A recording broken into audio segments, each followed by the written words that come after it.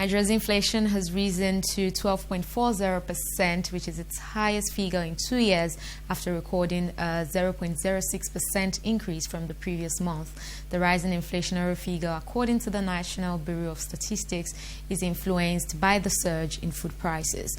Reacting to this, the Director General of the Lagos Chamber of Commerce and Industry, Muda Yusuf, in an interview highlighted the factors driving the hike in food prices. The increase in inflation rate was rather marginal. We are talking about 0.06% or thereabouts. And my expectation was that we will have a much higher pressure on prices. In other words, I was expecting a much higher increase in inflation. First, we know that there are two components of inflation. There is the food inflation, which we talked about now. There is also the core inflation. On the side of the core inflation is driven largely by the cost of imports. And in the last 2 months, we are seeing a dramatic depreciation in the exchange rate. We have seen that costs of imports have risen significantly.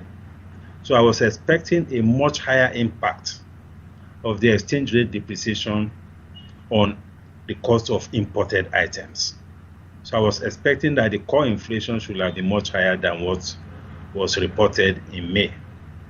Then with respect to food prices typically is driven by the cost of transportation, is driven by seasonality, and is driven by the productivity in the agricultural sector.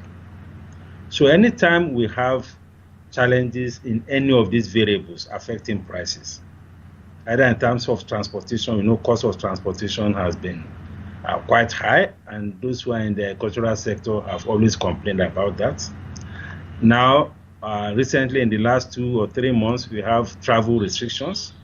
So the movement of goods around the country, even including food items, have been highly restricted.